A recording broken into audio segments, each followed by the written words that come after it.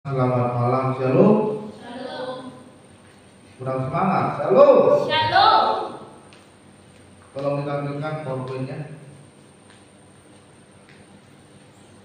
Ya, dari atas F5 dipencet F5.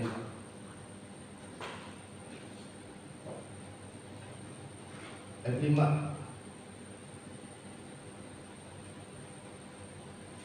Dari atas F5. Coba Bang Yudri slideshow. Puji nama Tuhan, teman-teman sekalian, kita sudah masuk ke minggu yang kedua ya, ketiga ya. Minggu yang ketiga di bulan Januari ini kita sudah masuk langkah 3 minggu di tahun yang baru ini. Kemarin kita sudah merayakan bagaimana suasana tahun baru dalam kehidupan kita. Kita sudah melakukan banyak kunjungan-kunjungan, ya. Mungkin ada yang kunjungan ke rumah saudara, ke tetangga, atau ke teman kerja, teman kuliah. Mungkin ada yang saling bermaaf-maafan, ya. Biasa malam tahun baru itu saling maaf-maafan ya. Biasanya antara yang satu dengan yang lain. Yang malam tahun baru kami juga berkumpul di gereja, kami juga saling bermaaf-maafan, mulai dari Supri, Peter, Jimmy, Pita juga maaf-maafan, ya. Jodri ada yang nangis, ya itulah. Ya. Oleh sebab itu saudara, teman-teman sekalian, tema firman Tuhan malam hari ini adalah bagaimana kita bisa hidup baru di dalam Kristus. Kita buka kitab kita dalam Efesus 4 ayat 17 sampai 18. Setelah itu kita lanjutkan sampai ayat ke-20. Efesus pasal 4 ayat 17 sampai 18. Demikianlah firman Tuhan, dengarkan baik-baik.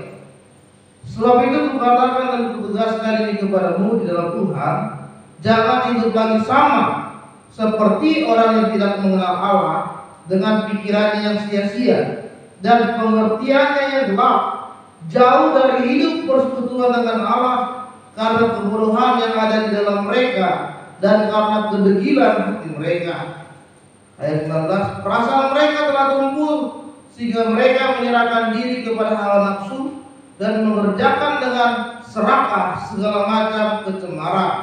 Tetapi kamu bukan demikian, kamu telah belajar mengenal siapa? Mengenal Kristus. Firman Tuhan katakan, jangan hidup lagi sama. Ya. Di tahun yang baru ini, di 2023, seharusnya hidup kita jangan lagi sama seperti tahun kemarin. Yang tadinya malas ibadah yuk, tahun ini seharusnya dia rajin ibadahnya. Yang tadinya suka terlambat ibadah yuk, seharusnya tahun ini semakin setia ibadahnya. Tadi sudah jam 7, belum ada orang. Saya suruh ke asap naik pimpin WR. Ya. Harus belajar on time tahun ini teman-teman. Apalagi kalian yang dari sekolah kita belajar on time.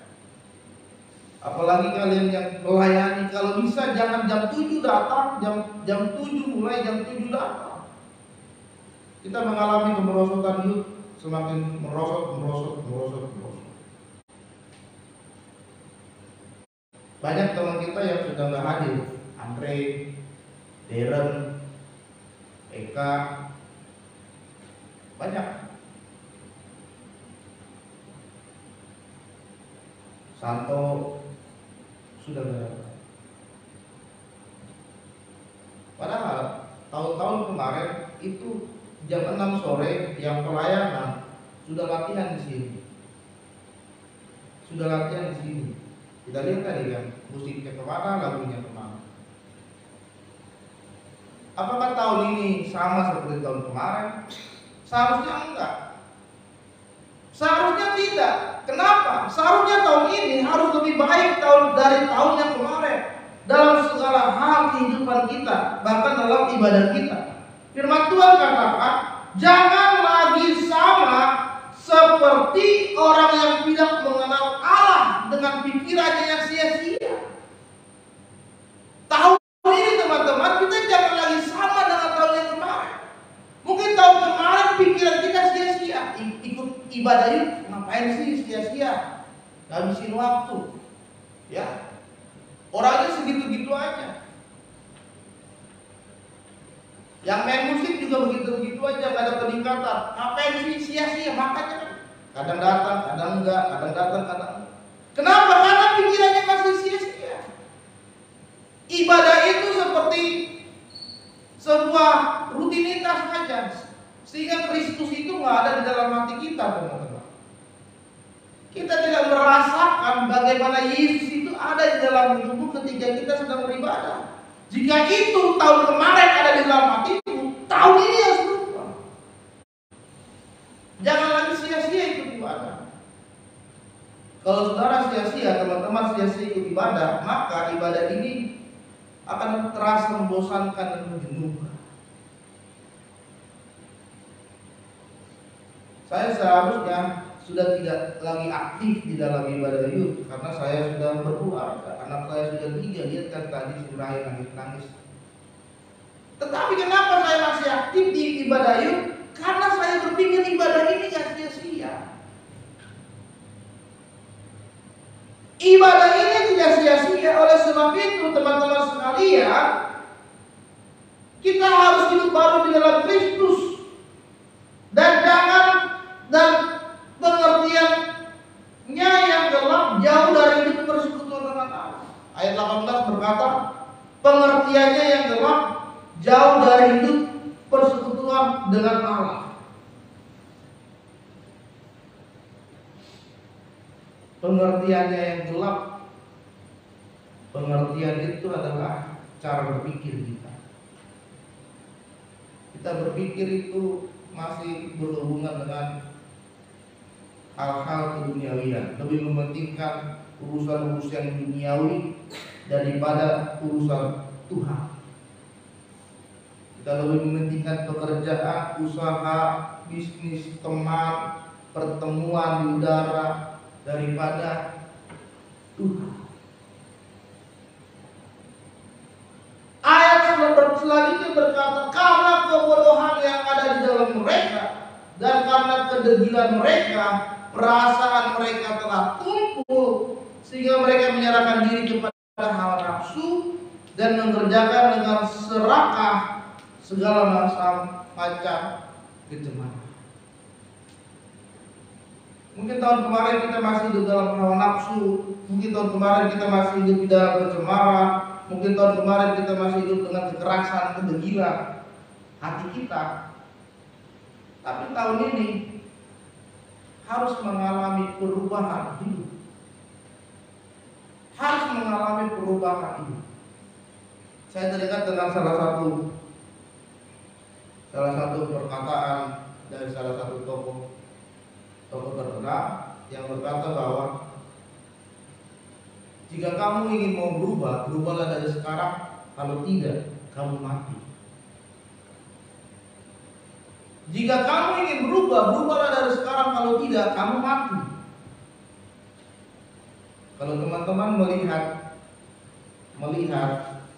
kupu-kupu, ya kan, kupu-kupu indah ya kan, bulunya indah, warna-warni, dia lucu. Tapi proses menjadi sebuah kupu-kupu berawal dari ulat. Pernah lihat ulat di sini? Pernah ya? Ulat itu binatang yang menjijikkan. Kakinya banyak.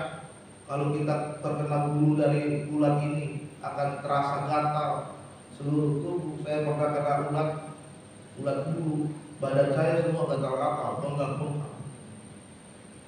Dari proses dari ulat dia harus mengalami perubahan menjadi kepompong. Di perubahan menjadi kepompong, jika jika dia terus menjadi sebuah kepompong, maka dia akan mati. Karena menjadi kepompong ini teman-teman ada batas waktunya. Paling lama dia 20 hari sampai 25 hari. Dan jika dia terus berada di dalam kepompongnya ini, dia mati. Karena dia harus keluar dari kepompongnya itu dan dia berubah menjadi kepompong. Hari ini kita mau belajar di tahun ini, di masa mudamu, apakah kita mau hidup baru di dalam Kristus? Hidup baru teman-teman lagi. Hidup baru berarti suatu keadaan di mana kehidupan kita sudah berubah. Tidak sama seperti sebelumnya karena Kristus ada di dalam hidupmu. Sudah berubah. Tidak lagi sama seperti kemarin. Kenapa? Karena Yesus ada di dalam hidup kita. Yang tadinya suka ngomong kotor, tahun ini berubah karena ada Yesus. Yang tadinya suka melawan, tidak mau menuruti perintah. Yang tadinya keras kepala, hari ini berubah, tidak sama seperti yang lalu. Karena apa? Karena ada Yesus dalam hati kita. Kalau tidak ada Yesus dalam hidup kita, maka kita tidak akan pernah mengalami perubahan. Dari tahun ke tahun, masuk tahun baru, itu diulang-ulang terus. Diulang-ulang terus sehingga tidak mengalami perubahan. Dan itu diulang-ulang terus. Beberapa minggu ini kita mendengar ada seorang tokoh artis di Indonesia yang dia kembali ditangkap oleh polisi karena memakai narkoba untuk yang ketiga kali. Bayangkan 3 kali ditangkap karena pakai narkoba. Dia sudah merasakan rasanya di penjara, tapi dia ulang terus, dan dia ulang terus. Kemarin baru ditangkap kembali ketiga kalinya karena memakai narkoba. Kenapa? Karena dia tidak mau hidupnya berubah. Karena dia mau hidupnya begitu-begitu saja, hidup di dalam dunia narkoba. Apakah kita mau hidup kita seperti itu, teman-teman? Kita masih hidup dalam keinginan duniawi. Ngomong kotor, ngomong najis, pikiran kita masih pikiran yang negatif. Ya kan? Perbuatanmu masih perbuatan yang tidak berkenan di hadapan Tuhan. Menipu orang, fitnah orang, iri, membenci orang. Kalau kita masih seperti itu, kita sama seperti artis yang tadi ditangkap. Nggak ada perubahan. Berarti kalau kita tidak mengalami perubahan, berarti Yesus itu tidak ada di dalam hati kita. Kita tidak mengundang Tuhan Yesus masuk ke dalam hatimu. Tetapi yang kita undang adalah si iblis, si jahat. Sehingga dia menguasai hati kita.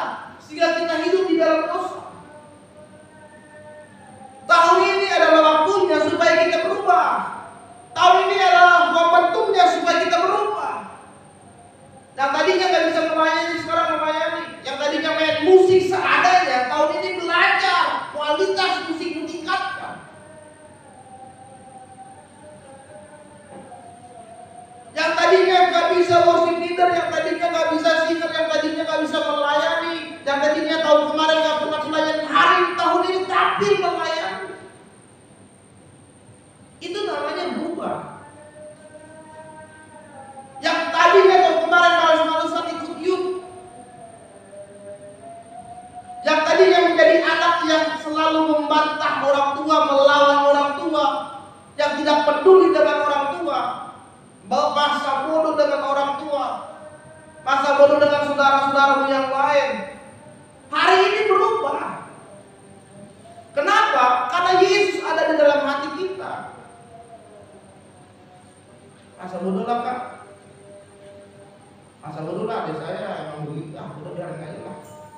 Masa bodoh lah kakak saya emang suka begitu, bawel. Saya punya anak murid yang mau minta pindah sekolah karena dia dibeda-bedakan oleh orang tuanya. Dia bilang, "Pak, saya mau pindah." "Kenapa mau pindah?" "Saya mau kembali ke Manado." "Kenapa kembali ke Manado?" "Karena orang tua saya membedakan saya dengan abang saya." Dibeda-bedakan. Akhirnya dia inisiatif mau pindah. Ya. Jadi teman-teman, hari ini kita mau belajar bagaimana supaya hidup kita mengalami perubahan di dalam Kristus. Apa yang harus kita lakukan? Yang pertama adalah kita harus memiliki kesadaran akan dosa. Roma 3 ayat 23 berkata, "Karena semua orang telah berdosa, telah kehilangan kemuliaan Allah. Tidak ada satu manusia pun di dunia ini yang tidak berdosa." Even saya sendiri pun yang sudah berkhotbah, saya adalah manusia yang berdosa, sama seperti kalian. Sama. Firman Tuhan katakan, karena dosa kita kehilangan kemuliaannya Tuhan. Tetapi karena Yesus sudah datang, yang kita rayakan kemarin pada saat hari Natal, karena Yesus datang ke dalam hidup kita, maka Dia menyelamatkan kita. Dan tadinya kita sudah kehilangan kemuliaan Tuhan, kita angkat, Dia angkat hidup kita kembali, sehingga kita kembali layak di hadapan Tuhan. Sama seperti sebuah kalau saudara pernah lihat sebuah koin uang logam koin, saudara lempar ke got yang kotor, itulah hidup kita. Kita seperti itu, kotor. Karena apa? Karena dosa. Karena dosa. Kalau datang orang mengambil koin itu, dibersihkanlah koin itu, dicuci lagi koin itu, dan koin itu menjadi bersinar kembali. Dan yang membersihkan koin itu adalah Yesus itu sendiri. Dia membersihkan dosa kita, Dia membersihkan hidup kita, dan kita bersinar kembali. Tetapi banyak orang tidak menyadari itu. Sehingga pengorbanan Yesus, kelahiran Yesus, Yesus hadir dalam hidup kita, kita sia-siakan. Dan kita masih hidup aja di dalam dosa. Kita masih hidup saja di dalam dosa, teman-teman. Apa itu dosa? Dosa itu ialah pelanggaran hukum Tuhan. Dosa bukan hanya perbuatan yang salah, tetapi berupa kegagalan untuk kita melakukan perbuatan baik. Ya. Itu sebuah pelanggaran di hadapan Tuhan. Bukan hanya kita berupa kegagalan, tetapi kita tidak bisa melakukan perbuatan yang baik di hadapan Tuhan. Apa dosa yang sudah kalian perbuat hari ini? Ada? Jawab dari dalam hatimu masing-masing. Dalam sehari berapa dosa yang sudah kalian lakukan? 1, 2, 3, 5, 10. Jawab dalam diri kalian. Berapa kali pelanggaran yang sudah kita lakukan di hadapan Tuhan? Karena dosa itu berupa pelanggaran di hadapan Tuhan, berupa kegagalan, supaya kita, karena kita telah gagal dalam melakukan perbuatannya.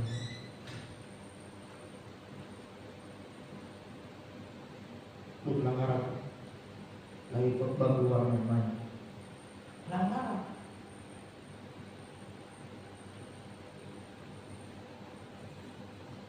Kalau kita masih melakukan dosa, berarti kita tidak mau hidup kita dibentuk oleh Tuhan, supaya kita mengalami perubahan. Jadi hidupnya gitu-gitu aja. Dikritik, marah, ditegur, marah, ya kan? Dikasih tahu kesalahannya, marah, tidak mau diterima, maunya benar sendiri, keras kepala. Karena itu gaya-gaya anak muda zaman sekarang. Dikasih tahu kesalahannya marah, ditegur marah, dikritik marah, merasa dia paling hebat, merasa dia paling benar, merasa dia paling dibutuhkan. Padahal banyak orang yang lebih hebat dari dia. Banyak orang yang lebih bisa dari dia.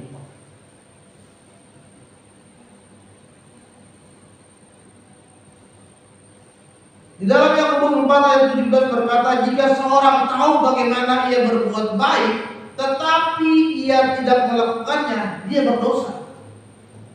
Kita sudah tahu teman-teman, bagaimana caranya berbuat baik, tapi kita tidak melakukannya, kita berdosa. Firman Tuhan yang mengatakan seperti itu.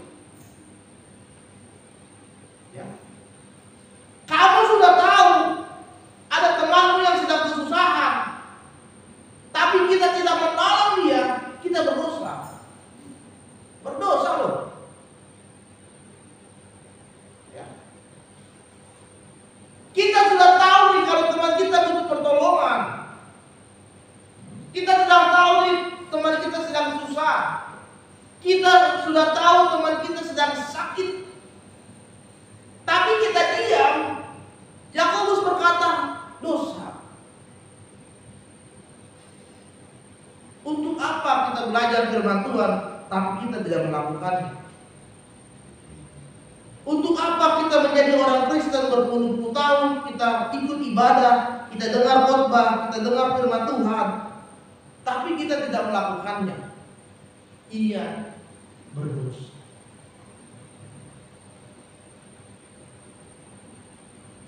Berdosa.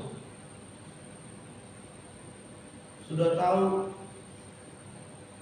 kalau pacaran, pergaulan bebas itu salah, tapi masih dilakukan. Berdosa. Sudah tahu main judi itu salah, tapi masih dilakukan. Sudah tahu nipu itu salah, masih dilakukan. Yakobus berkata, berdosa. Jadi kita harus sadar kalau kita adalah orang berdosa. Ya.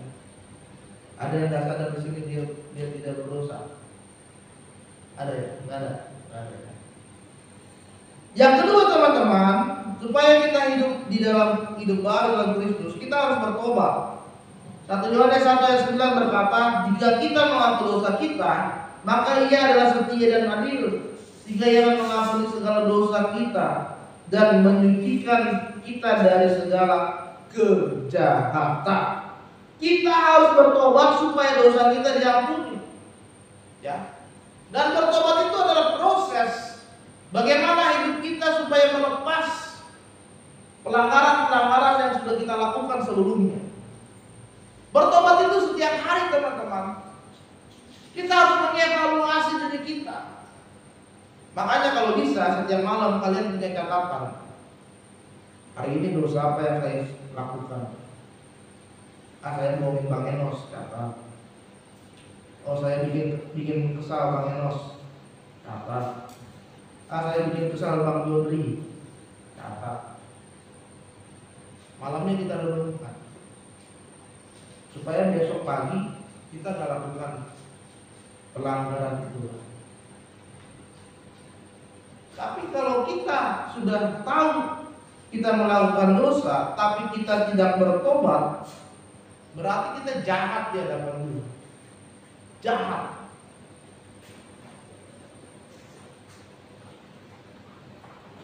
Saudara tahu orang jahat? Orang jahat itu kan dia sudah tahu, misalkan membunuh itu salah, tapi tetap dia lakukan, jahat. Dia sudah tahu menipu itu salah. Dia sudah tahu mencuri itu salah. Tahu dia. Kalau saya mencuri, saya nanti ditangkap polisi. Saya bisa masuk penjara. Dia tahu. Tapi tetap dilakukan. Jahat. Itu orang jahat. Demikian juga kita teman-teman. Kalau tahun ini kita sudah tahu kita salah, kita punya dosa, kita mengaku kepada Tuhan, tapi kita lakukan lagi dosa itu, kita jahat.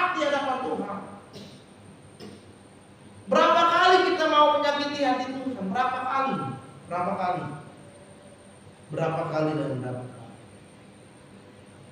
Jadi tahun ini mulailah belajar sungguh-sungguh untuk bertobat secara benar di hadapan Tuhan. Bagaimana kita bertobat? Bagaimana pandangan kita, sikap hati kita terhadap dosa, itu semua berubah di dalam Tuhan. Amin. Ya. Pandangan kita, sikap hati kita tahun ini semakin Tuhan ubahkan. Yang tadinya dia orang yang baperan, ya kan, gampang tersinggung, tahun ini hatimu diubahkan oleh Tuhan.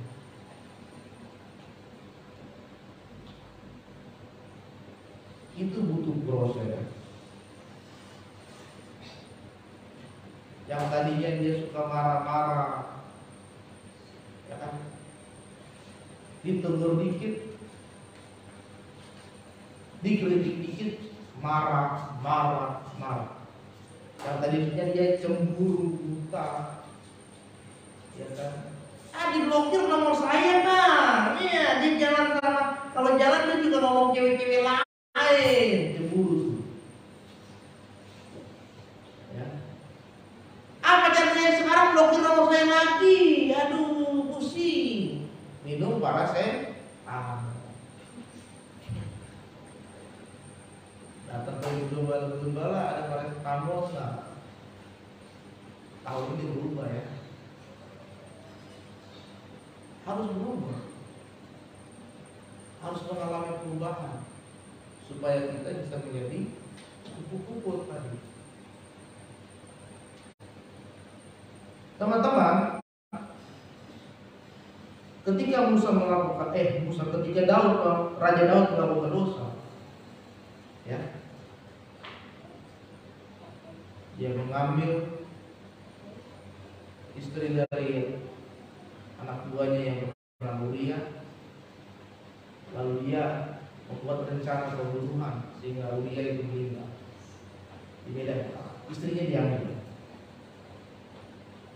Dan ketika itu Tuhan mengutus Nabi Nathan untuk menegur dia. Ya.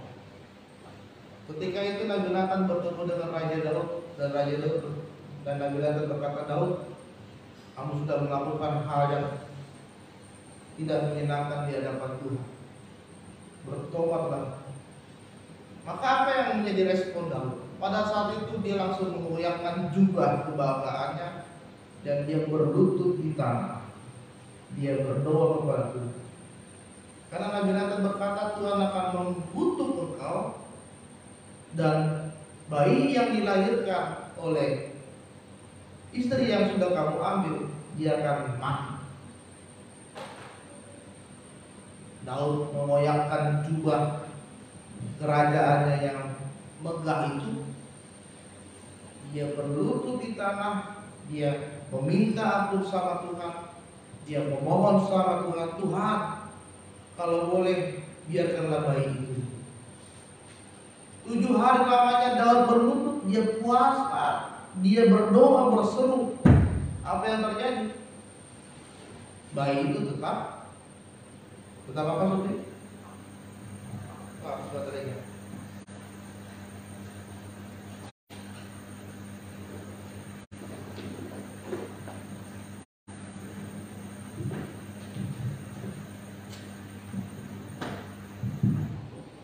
Ya.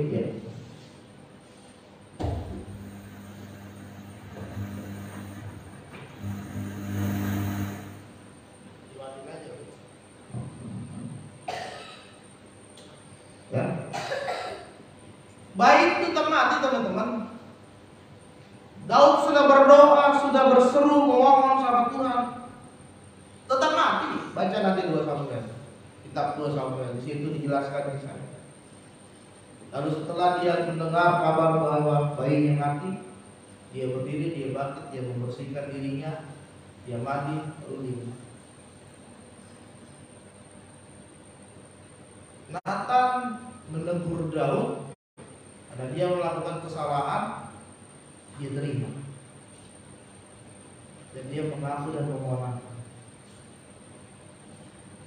kita ditegur oleh orang, kadang kita nggak terima, kadang kita merasa kita benar, padahal salah. Bahkan kadang kita lebih galak dari orang yang menegur kita. Kita nggak terima.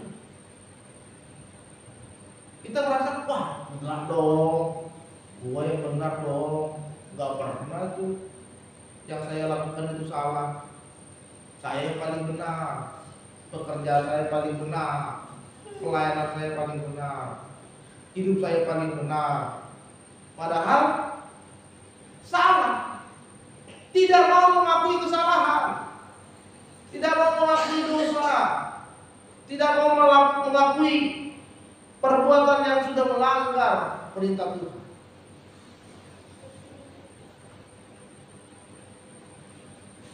Tetapi kita bisa lihat Daud,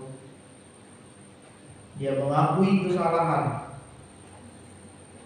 Itulah sebabnya kenapa Daud masih dipakai oleh Tuhan. Jadi teman-teman, jika mau hidupmu berubah, bertobatlah, sungguh-sungguh di hadapan Tuhan. Jangan diulang lagi kesalahan-kesalahan yang lama. Apalagi waktu saudara dalam tahun baru, saudara minta maaf ke semua orang, lalu saudara ulangi lagi. Tapi hari ini kita mau belajar untuk bertobat. Amin. Yang ketiga dan yang terakhir, bagaimana supaya hidupmu baru dalam Kristus? Kita harus memiliki iman yang benar. Roma 5 ayat 1, sebab itu kita yang dibenarkan karena iman, kita hidup dalam damai sejahtera dengan Allah oleh karena Tuhan kita Yesus Kristus. Tahun ini iman kita harus semakin benar di hadapan Tuhan. Saya punya anak murid, dia beragama Kristen, tapi dia berpacaran dengan yang berbeda. Dia bilang, Pak, saya kan suka sama dia. Pak, ini kan urusan saya, yang pacaran kan saya di tengah. Ada banyak anak muda Kristen sekarang begitu. Cari pasangan, asal cari pasangan. Yang beda agama juga gak apa-apa. Cengangak tengingik. Lama-lama dia nikah dengan pasangan itu, pindah imannya ke sana. Segampang itu kita menjual iman kita karena pasangan. Banyak. Segampang itu saudara jual Yesus karena pacarmu, karena pasangan. Darah Yesus, keselamatan Yesus, pengampunan Yesus sia-sia karena saudara lebih mencintai pasangan yang berbeda agamanya. Iman kita gak benar. Iman kita setengah-setengah. Iman kita iman tempe. Tahu iman tempe? Ya. Di luarnya doang kelihatan bagus tuh tempe. Tapi pas di dalamnya, wah. Iman tempe. Banyak anak muda seperti itu. Padahal kita perlu berkata kita dibenarkan oleh iman. Kita hidup dalam damai sejahtera dengan Allah karena Tuhan kita Yesus Kristus. Setiap orang yang beriman kepada Tuhan, firman Tuhan katakan Tuhan akan berikan damai sejahtera di dalam kehidupannya karena Yesus ada di dalam hidupnya. Tidak punya pekerjaan, tetap damai sejahtera. Gajinya pas-pasan, tetap damai sejahtera. Ya, kuliahnya juga sedang empot-empotan, cari uang kuliah susah, kerjaan skripsi susah, tetap damai sejahtera. Usaha murat marit, naik turun, rugi terus, tetap damai sejahtera.